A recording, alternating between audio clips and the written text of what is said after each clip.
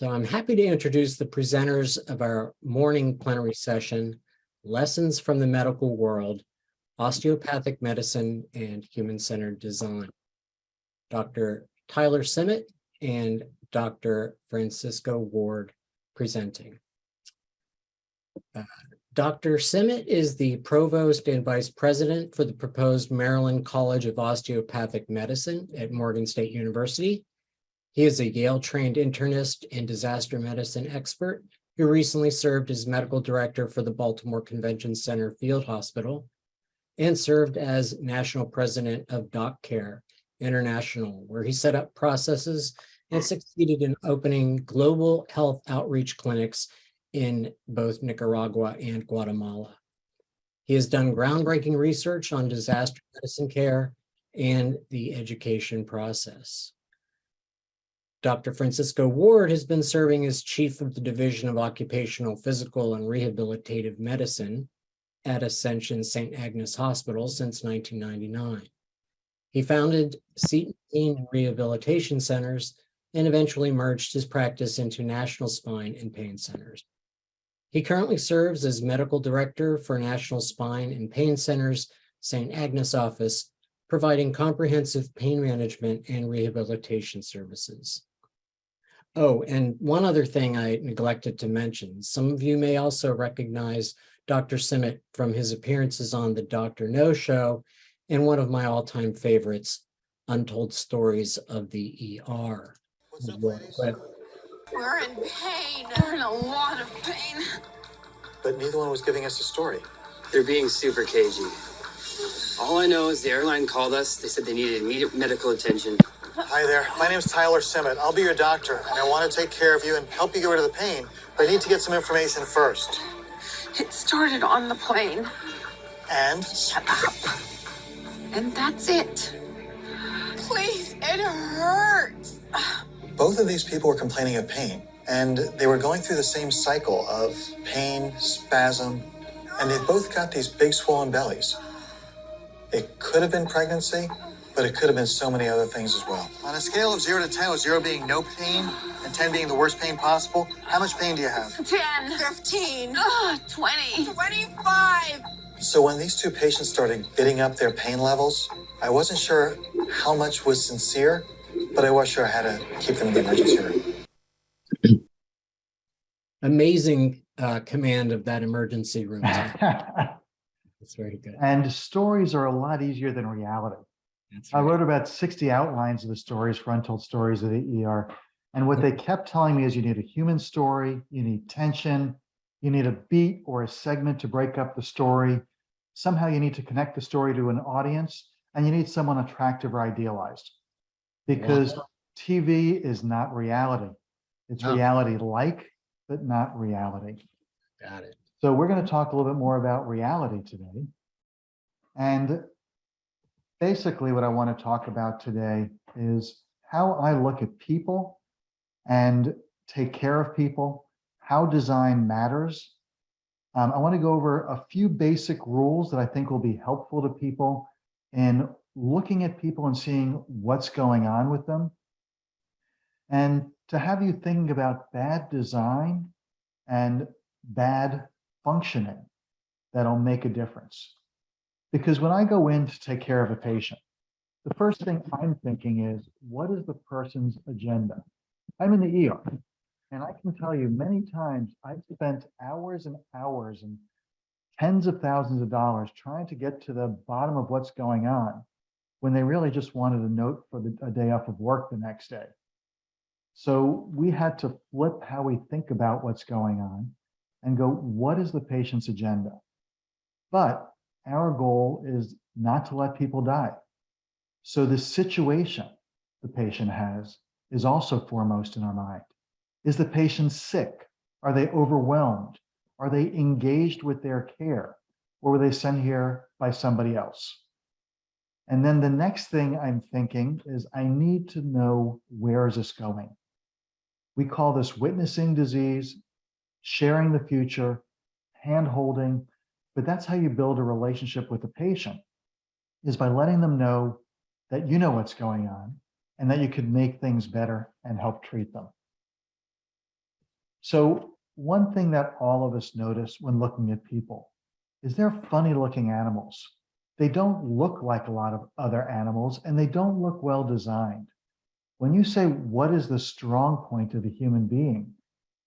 Is it watching Netflix? Is it climbing trees? And what is the evolutionary significance of what we have that's going to help us survive? And the answer generally comes down to a big brain, that we can outthink a fish, that we could outmaneuver a deer, that we can capture food using tools and going beyond our bodies and to make things happen, because our bodies are not going to do well against a bear or other animals. One of the things that we know doesn't work is the low back. Working in the ER, a shift doesn't go by that I don't see someone who has low back pain or limited motion or inability to work due to back pain, because our spine is meant to be curved so that our organs are protected inside.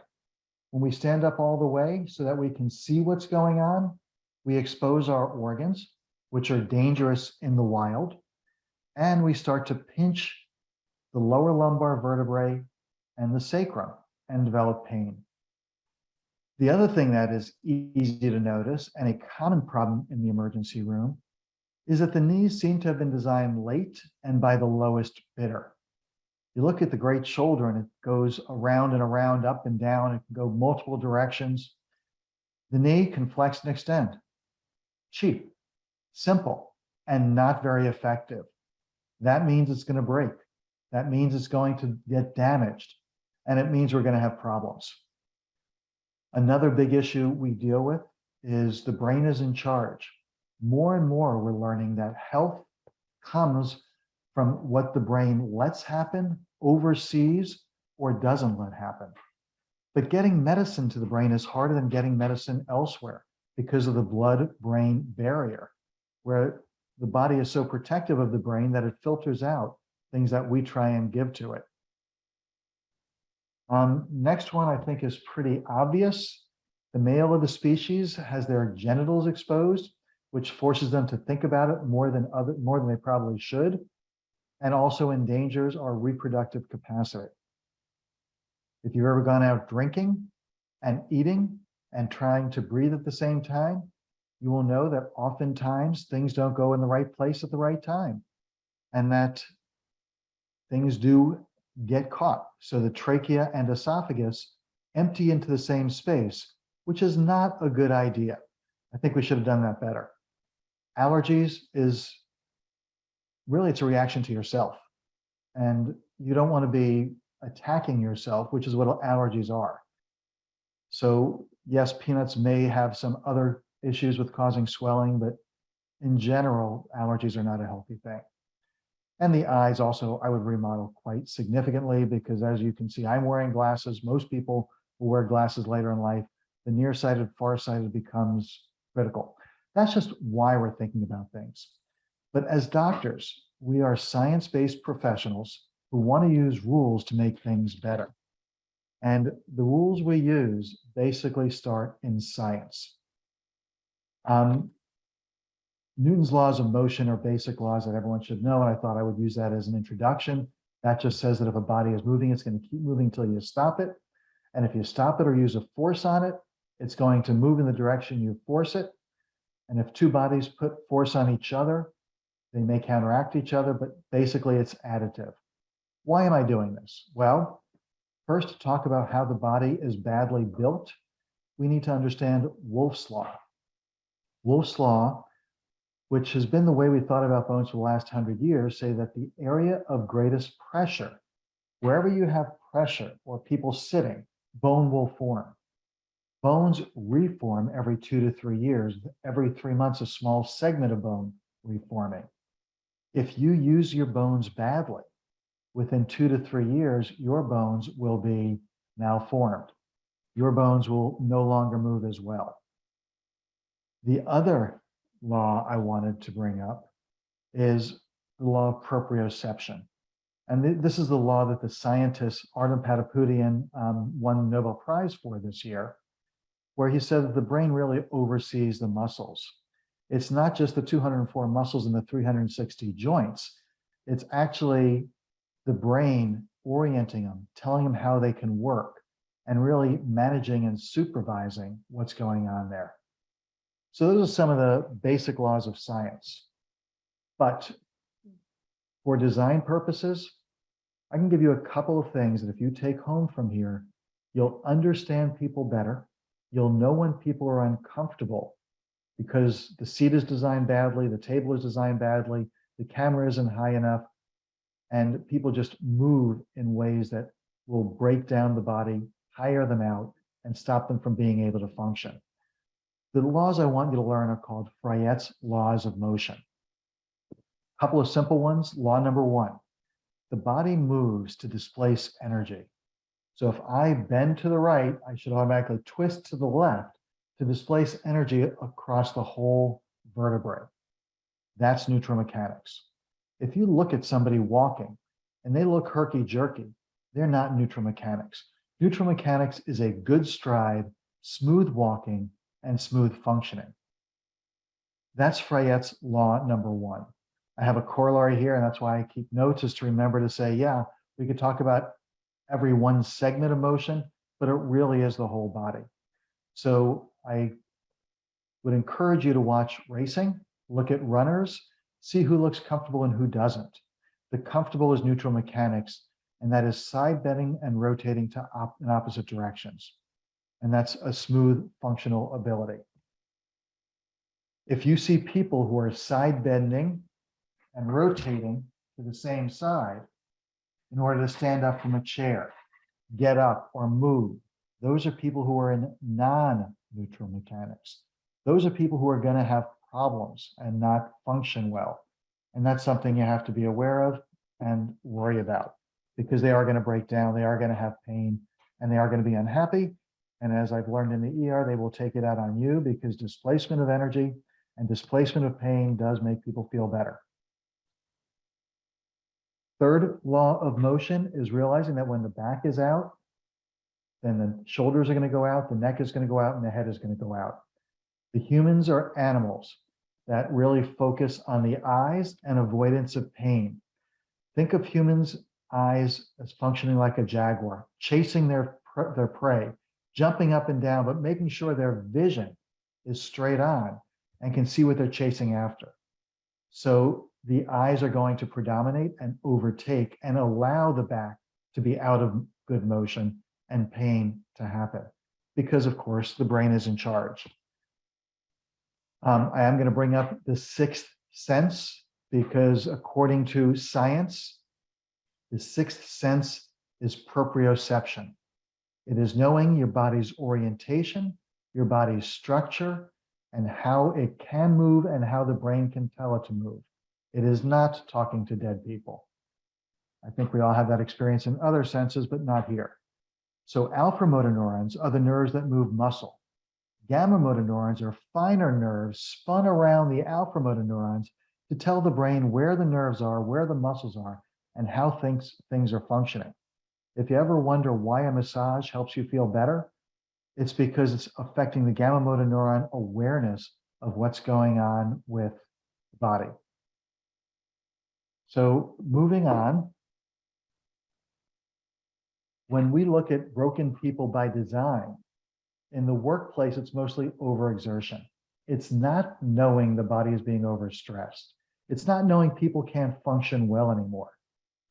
The second most common problem is trips and falls from poor design, poor placement, poor levels of chairs, levels of desks, placement of furniture. And the third most common is chemical exposure. So as an ER doc, I'll tell you that there are things we see all the time that really could be cured by design. One of the things that I've been looking at, and I stopped doing ER about a month and a half ago to start a new medical school at Morgan State University, which is a historically Black college and university in Baltimore. And we're working on building a medical school. So I stepped away from the ER. And as I stepped away, I said, you know, I can't count the number of times I had to sew up lacerations on the eye because 80-year-olds don't walk well. And if they walk with their glasses and fall, they cut themselves. And they cut themselves badly. It looks like they were in a fight and just didn't even raise their hands to protect themselves. So we sew that up. And that's just poor eyeglass design. I'm not saying you need helmets that will go under your eyeglasses, but somehow the eyeglasses should break away or have cushions or not cut people as bad. The other injury that I see a tremendous amount of the ER is basically fatigue of the hands that end up getting cut. People do it in the kitchen. They do it with lathes. They do it in industrial places. I worked next to a Pepsi Cola factory. So they kept us with a constant stream of patients who had to make the Pepsi get in the can, and oftentimes their hands got in the way and things got cut or hurt. One of my partners, Elizabeth Claiborne, said she was tired of holding the noses of little kids who were squirming and trying to get away because the hands on a little kid's nose doesn't work. So she developed a nasal clip. And basically it's a nasal tampon that clasps on the nose so that you don't have to be there in the patient's face trying to get it to stop. So I'm going to transition to another doctor who has done this well and made a difference in using design to help people avoid injury. And that's Dr. Francisco Ward, a longtime friend, a well-respected doctor, and someone who has a number of patents helping us do things differently in medicine. So Dr. Ward, you have to unmute yourself. Hi, can you hear me, Tyler? I can hear you. Okay, so today I'm going to talk about data-driven joint surgeries. And can I be seen okay? I can't see the screen. Yeah, you are seen, and I will advance the slides for you. So data-driven joint surgeries, joint monitoring data, the time has come where this very important procedure that is being done, replacing joints, cannot be just kind of looked at from the standpoint of who needs one is based on what a doctor and a particular patient really says. So here we're looking at osteoarthritis, and what everyone can see is that on the far left, we have a normal knee joint with symmetrical joint space, and that would be a nice young person's knee joint. But as we age, everyone develops a certain degree of osteoarthritis. And that osteoarthritis shows itself by loss of joint space in the knees. So if I were to have knee pain and come in as a 50-year-old or 60-year-old, and the orthopedic or the PA gets an x-ray, they will show varying degrees of osteoarthritic changes, such as the loss of joint space, which is progressive as we move from left to right. What this doesn't show, however, is how much pain the patient actually has or loss of function. Because if you look at these various pictures here, you'll see the gentleman on the left side, he may have hip, knee, and ankle pain, or the one in the middle, but you can have osteoarthritic changes and be totally functional without pain, or you can have pain and have minimal osteoarthritic changes. There's just not a direct link between the x-ray and the function. So you cannot, when you just get an x-ray, when a patient comes in and has pain, you can see that they have pain and they have osteoarthritic changes. But if you were to x-ray them before they had pain, while they were still riding their bikes, dancing, or jogging, you would see that patients are functional without pain. And that's an important point to realize. So as a result of this, this availability and access to arthroplasties, and I'm going to talk about hip and knee to start. So arthroplasties are new knees. We see an increase. Now, these are similar data points with different scales, but it's clear that the frequency is increasing in both hip and knee arthroplasties. And as the baby boomers age, we're having more and more encounters where the cost and the frequency and the utilization of resources for this procedure continues to climb. And as we all know, we do not have unlimited resources. So the question then becomes, how do we determine who is a good candidate for a hip or a knee arthroplasty? We mentioned earlier that you cannot just look at the X-ray, because as the X-ray shows osteoarthritic changes, that's a very imprecise measure as to the loss of function or the pain. We have MRIs that have clearly been increased in utilization, and physicians didn't know this originally, but we've discovered back in the 90s that MRIs show pathology, morphologic changes that are not associated with pain or function. But when they're used after a patient comes in to see a doctor, we're finding arthritic changes, and we're using that as a justification for a knee or a hip replacement. And that's very imprecise.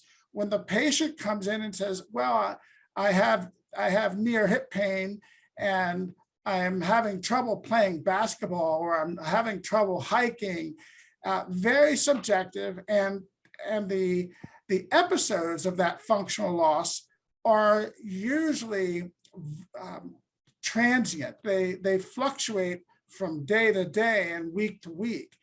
And so it's not a very precise measure. And the other thing that's used are these validated instruments that people will say, well, fill out this form and tell me about your function. Again, very imprecise. So in the future, what I know and what I perceive as the right thing to do is to introduce data so that we can look at compliance and what we're doing before the choice for a hip or knee arthroplasty is executed, so that it's not just up to a patient complaint that's temporary at that moment or shows a decline in function, but they're not doing the things that are known to be helpful, like weight loss or exercise, aerobic activity. We have no way of monitoring their weight, their food choices. We know that other things affect pain and functional outcomes, such as aerobic activity and mind-body exercises and strengthening programs. These things have been shown to decrease the pain and increase the function, thereby changing the timing as to who needs a surgery or who can be addressed conservatively. And lastly, the whole idea of force coupling, whereas various muscles work together like salsa dancers.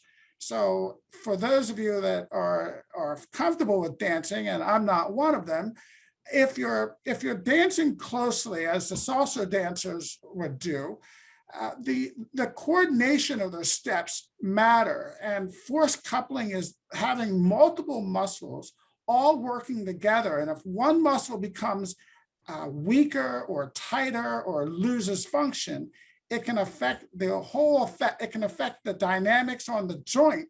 So if somebody were to have a force coupling abnormality, they would present as progressive pain. But the cure for that is not necessarily replacing a joint, but to properly address the force coupling with directed physical therapy and compliance with those types of actions. So the next slide, please.